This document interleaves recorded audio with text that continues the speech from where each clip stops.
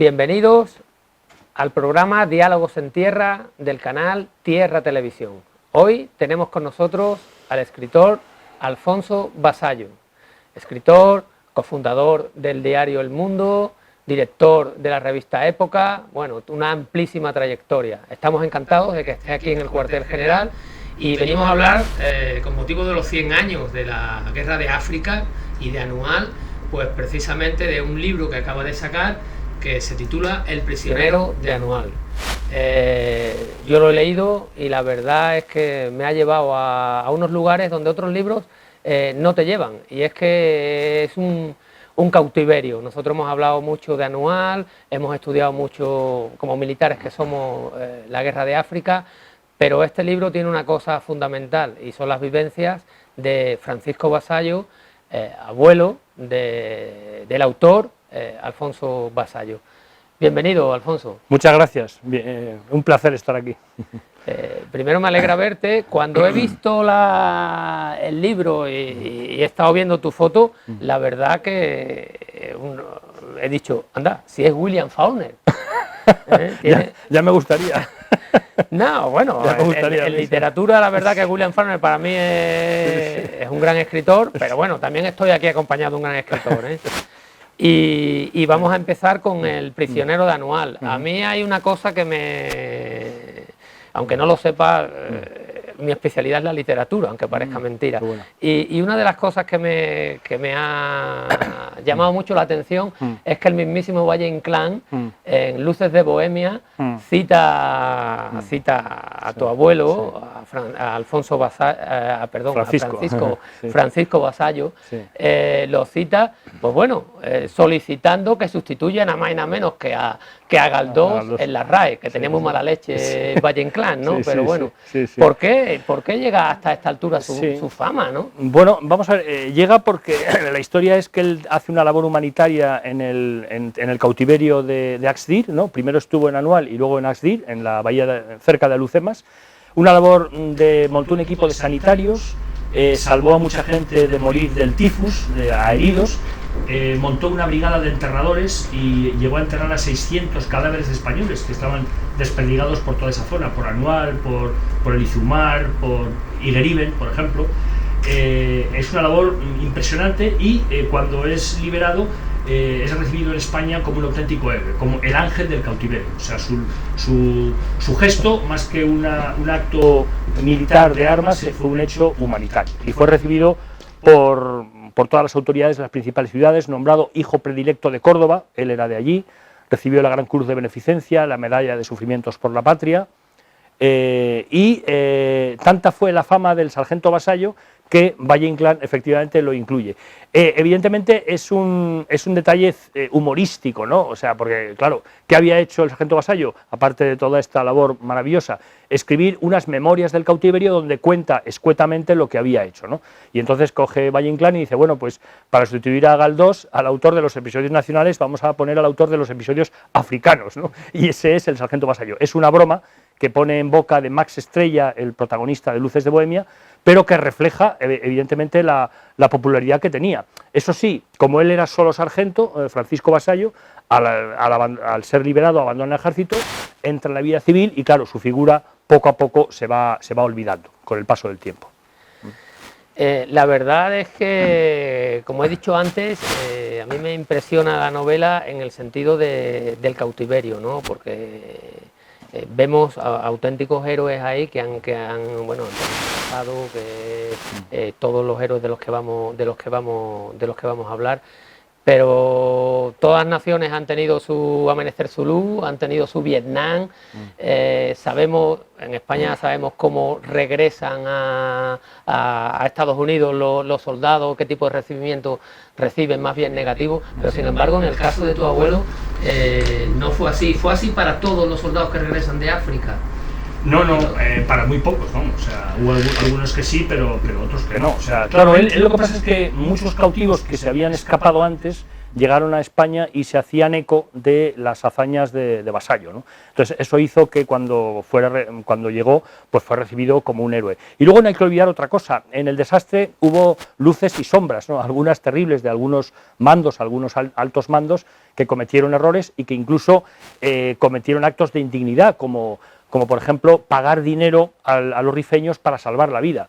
Y el tema fue investigado, el expediente Picasso, por la justicia militar, y claro, la guerra era muy impopular, entonces la prensa necesitaba también tener un héroe del pueblo, y un héroe del pueblo pues era un soldadito que le había pillado la vorágine ahí en África y que se había portado pues como un héroe, ¿no? Entonces claro, por eso él fue recibido de manera tan espectacular.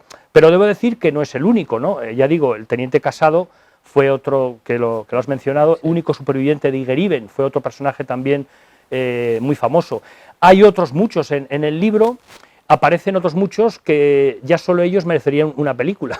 Por ejemplo, hay uno que es el teniente Julián Troncoso, jinete, oficial de caballería de Alcántara, que estuvo en las cargas, acabó prisionero y acabó haciendo de médico también, de improvisado médico de los prisioneros. Bueno, Troncoso luego, después de la guerra de Marruecos, tiene una historia que parece una novela de James Bond, porque en la guerra civil, en el bando de Franco, pues montó una organización para capturar submarinos republicanos en Francia, ¿no? Hasta que fue pillado y estuvo a punto de morir, pero luego salió adelante. Llegó a ser coronel con el paso del tiempo.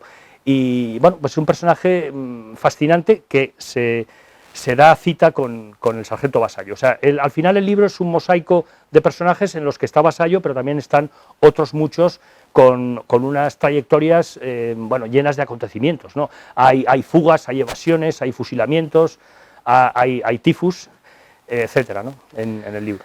La verdad es que yo cuando empecé a leerlo, y hay una cosa que me asombra, ¿no? Que uno es héroe salvando vidas, como sanitario, como casi médico, pero llega ahí por casualidad, porque digo, anda, pero si este no iba a eso ahí, este iba a otra cosa. Sí, es una anécdota muy graciosa, y es que él va, nada más ser capturado, se acerca a un... O sea, es que cuando al final son capturados, los heridos están tirados en mitad en el antiguo campamento de Anual, debajo de un cobertizo, y entonces hay un teniente médico, Serrano, otro héroe también, que murió después contagiado por el tifus.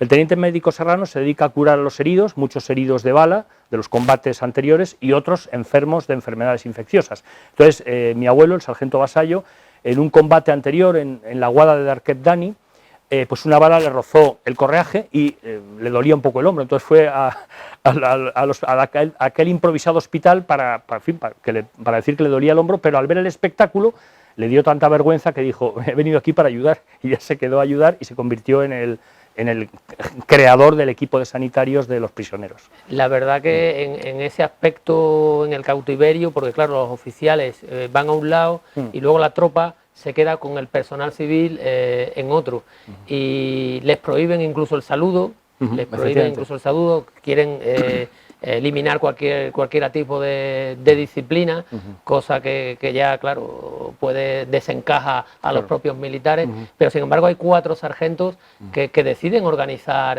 no, esto no puede ser así, esto la moral no puede seguir así, y deciden organizarlo, uno en sanidad, otro en alimentación. Sí. ¿Eso cómo te cuenta tu abuelo?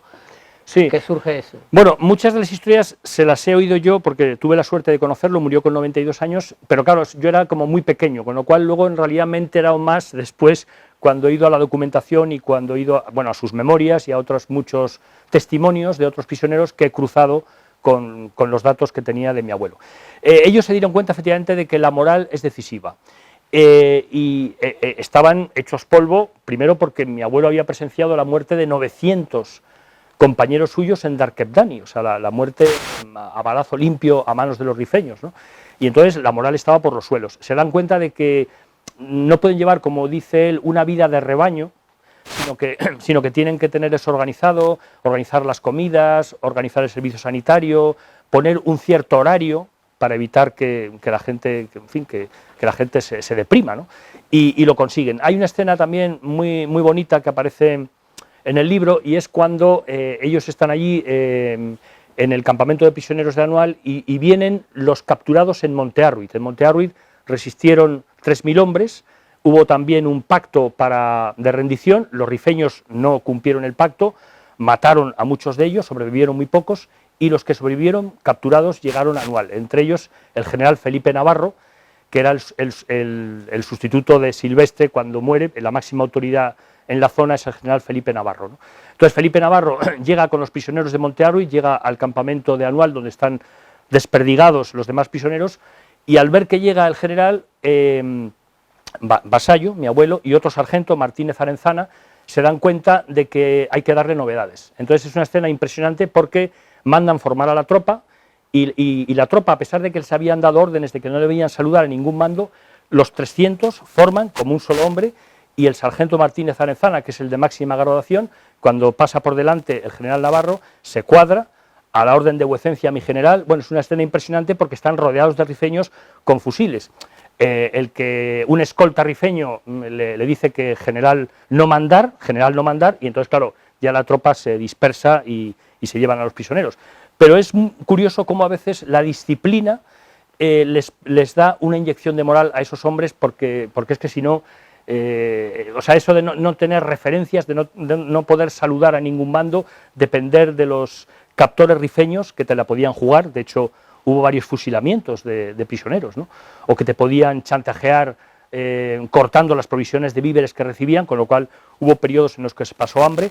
Bueno, pues ante eso había que poner algo de moral, porque si no, bueno, en fin, eso era ya el infierno, ¿no? No, es que además te la jugaba por el simple hecho de saludar a un superior, sí. Es decir, ese sargento y Vasallo también sí. Se la juega cuando manda a formar y da novedades, claro. Cuando le habían dicho que no existía ningún tipo de mando militar español allí. Sí, sí, efectivamente.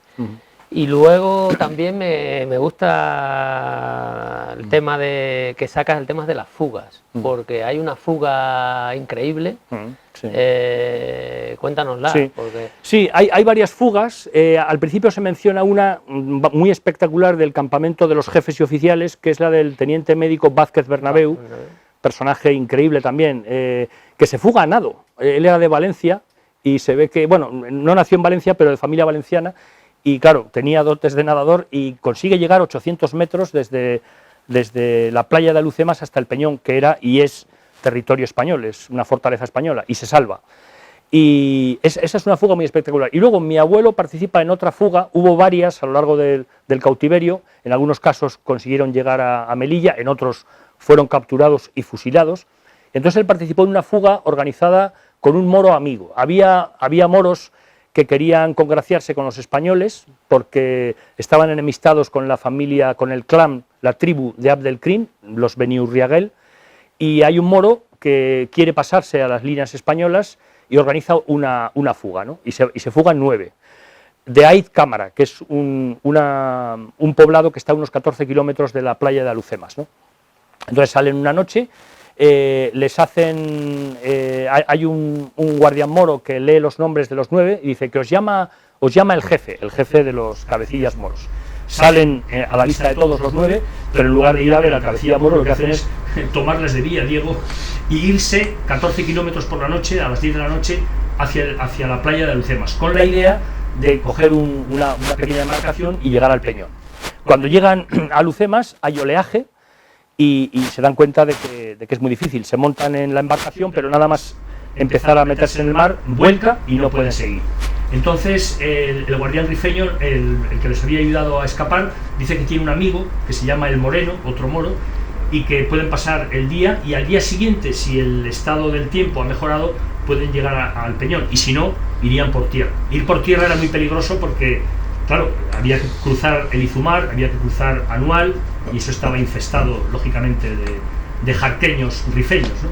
Entonces pasan allí una noche, pero al día siguiente el Moreno, que les había cobijado, les traiciona y capturan a todos. Y acaban todos en la guarida de Axdir, donde estaba el cuartel general de Abdelkrim.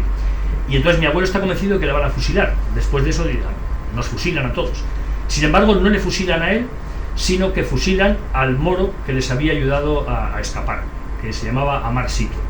A él, en cambio, lo dejan preso en las mazmorras, en aquellas casuchas de Axdir, y más tarde acaba encadenado con el general Navarro, le ponen unas cadenas de hierro al general Navarro y a él como un poco porque era el responsable del campamento de los prisioneros, ¿no? de los sargentos y tropa. La verdad que bueno, son imágenes de película, ¿no? Porque sí, cuando el teniente Vázquez Bernabéu se va nadando, los captores sí, empiezan a preguntar que si sabía nadar y todo el mundo le dice que no saben si saben nadar o no, ¿no? Una cosa curiosísima, todo el mundo protegiéndolo, ¿no? Sí, defendiéndolo, sí, incluso jugándose su propia integridad y su propia seguridad. También aparece aquí una figura que bueno, que no es conocida, pero para los que leen, Horacio Echevarrieta. Él es una persona que, bueno, es un industrial y desde luego hizo mucho por salvar entre ellos a Francisco Vasallo, claro. Sí, sí. Bueno, es un personaje que también merecería otra novela. Bueno, de hecho se ha publicado un libro hace poco porque han sido los 100 años de su nacimiento, Horacio Echevarrieta. Este era un empresario bilbaíno que puso en marcha los astilleros, bueno, el germen de lo que luego fue la compañía aérea Iberia la montó él, ¿no? Era muy emprendedor, tenía mucho dinero, tenía intereses mineros en el Rif, y eso explica su labor de mediación. Por un lado era republicano, socialista, amigo de Indalecio Prieto y a la vez amigo de Alfonso XIII, al que sacaba a pasear en su yate, o sea que era amigo de todo el mundo, ¿no? Era un conseguidor, era un hombre fascinante, algunos lo han llamado el ciudadano Kane español, ¿no? Bueno, pues Horacio Echevarrieta lo utiliza el gobierno español para el rescate. El rescate fue muy complicado porque al principio los partidos políticos se dividen. Unos partidos políticos dicen que hay que rescatarlos porque es una vergüenza para España y otros dicen que no, porque eso es darle dinero, hay que pagar dinero a Abdelkrim y eso es financiar al enemigo, ¿no? Entonces hubo muchos debates, el asunto se retrasó año y medio, el tema era muy impopular, muchas familias no sabían qué había sido de los prisioneros, porque en algunos casos llegaban cartas, mi propio abuelo envió muchas cartas a las familias. El problema es que a veces esas cartas eran interceptadas por los rifeños, ¿no? Y claro, era un tema terriblemente impopular, era como una losa, ¿no? Y al final hubo un gobierno, el gobierno de concentración liberal de García Prieto, a finales del año 1922, que es el que decide impulsar el rescate. Y entonces, para ello, recurre a los servicios de Horacio Echevarrieta, que se implica. Ya digo que él tenía intereses mineros en el Rif, era amigo también de Abdelkrim, es lo bueno de ser amigo de todo el mundo, y hay otro personaje que es Driss Ben Said, que era un jurista rifeño, moro, amigo de España, amigo de buena fe, y entre los dos consiguen que Abdelkrim acepte el rescate. El rescate son 4 millones de pesetas de la época, hablamos de hace 100 años, 4 millones de pesetas y 40 o 50 prisioneros rifeños que eran devueltos. Entonces, sí, Echevarrieta es un personaje clave en esta historia y desde luego mi abuelo y los demás prisioneros le estaban profundamente agradecidos por lo que hizo, ¿no? Y una cuestión que también me sorprende, sobre el general Silvestre, que sí que por lo visto tu abuelo ve o le dicen que hay un cuerpo que es el del general Silvestre. ¿Eso hay algún tipo de veracidad, digamos, llamémoslo así, sí, ¿no? En eso, porque claro, no solamente un personaje, hay varios que dicen lo mismo, ¿no? Sí. Sí, es que de Silvestre, claro, primero no se supo qué pasó exactamente y surgieron muchas leyendas, ¿no?, sobre la desaparición de Silvestre. Siempre se dudó si había muerto bajo las balas rifeñas o si se había suicidado, que es otra teoría que algunos la sostienen, ¿no? Al ver la retirada de Anual, pues digamos que se derrumbó, se volvió loco, según esa teoría, y se pegó un tiro, ¿no? A mi abuelo hay un momento en que un rifeño, cuando van yendo hacia Anual, cerca de las inmediaciones del campamento, hay un rifeño que le dice: este es el cadáver de Silvestre. Entonces, lo que mi abuelo ve es una especie de momia. Habían pasado ya pues unos 15 días desde el desastre, desde la retirada, y aquello era una momia, ¿no? Porque claro, en el sol de agosto del Rif, luego después había una costumbre terrible, que es que las mujeres rifeñas cogían y machacaban los cráneos de los cadáveres, ¿no? y bueno, y luego había moros que los saqueaban, incluso les quitaban las piezas de oro de la boca, o sea, el cadáver estaba irreconocible. Entonces mi abuelo lo que dice es que parece que tenía el bigote seccionado, pero su cara era como una momia. Entonces lo que hizo fue poner una piedra y decir, cuando ya nos lleven al campamento y yo tenga tiempo, volveré para ver si puedo recogerlo. Luego volvió al cabo de unos días y ya no estaba, ¿no? Eso es lo único que sabe. Más adelante hay un cabecilla rifeño, Mohamed Azerkan, que le llamaban el pajarito, que era como el ministro de Asuntos Exteriores de Abdelkrim, que le dice que no, que a Silvestre lo mató un rifeño, y da el nombre, que hubo un rifeño que le pegó un tiro y lo mató, ¿no? Esa teoría después se la confirmó Pajarito años después a un famoso periodista y escritor, César González Ruano, en un libro que escribió años más tarde, y fue a ver a Pajarito y Pajarito se lo confirmó. La verdad es que no se sabe. La prensa de la época, que además era un poco fantasiosa, hubo periodistas que dijeron que Silvestre había desaparecido, que había sobrevivido, que se había convertido al Islam, que había formado un harén y que vivía en las montañas del sur, pero bueno, por eso no hay quien se lo crea, ¿no? O sea que el tema de Silvestre sigue siendo 100 años después una incógnita. Y luego, claro, yo creo que para nosotros lo que nos gusta sacar de conclusión es la cantidad de hechos heroicos que se dieron, no solo el Alcántara, que recibió la laureada colectiva recientemente, tal vez demasiado tarde, cuando la merecía al día siguiente de los hechos de Primo de Rivera y los cazadores del Alcántara, pero luego también tenemos el Ceriñola, es que el Inmemorial del Rey, yo qué sé, todos los regimientos que allí hubieron y que sí que sacas en el libro también, ¿no? Sí. Esas escenas. Sí, hay varios, digamos que Los prisioneros me sirve como hilo conductor para contar otros episodios, por ejemplo, Igueriben, ¿no? Donde el comandante Julio Benítez, que resistió heroicamente, ¿no? Ahí es donde la famosa historia de que cuando no podían ya más, porque no tenían ni una gota, bebieron orines, tinta, bebían lo que podían, porque se volvían locos, ¿no? Cuando el cuerpo humano lleva unas cuantas horas sin una sola gota, digamos que la máquina chirría y bueno, y eso es una tortura terrorífica, ¿no? Está también Monte Arruid, el asedio a Monte Arruid, donde hay también muchas acciones heroicas. Está también el combate con Sidi Idris, la posición costera de Sidi Idris, que la defiende Juan Velázquez, otro héroe, ¿no? Que resisten también heroicamente, ¿no? O está el aeródromo de Celuán. El aeródromo de Celuán lo defienden, entre otros, pues algunos oficiales de Alcántara, como el alférez Juan Maroto, un personaje también del que se habla en el libro, ¿no? Que resisten durante 10 o 12 días ante el cerco rifeño, y también con una historia parecida con el tema del agua. Por ejemplo, llegó un momento en que no tenían agua y descubrieron el aeródromo, había aparatos estropeados, aviones, aeroplanos, y que salía agua de los radiadores. Entonces fueron para ponerse debajo de los radiadores para intentar beber algo, ¿no? Llegaron a comer almidón, llegaron a comer papeles, cartones, porque es que estaban locos, ¿no? Se volvían locos de la tortura, del hambre y de la sed. También es otra historia verdaderamente heroica, la resistencia del aeródromo de Celuán, ¿no? O sea, yo creo que son bastantes historias. Al final yo diría que los gestos heroicos son tan impactantes y tan emocionantes que casi digamos que cubren las sombras de lo que también fue el desastre de Anual, ¿no? Bueno, pues estamos encantados de que hayas venido aquí al cuartel general del Ejército.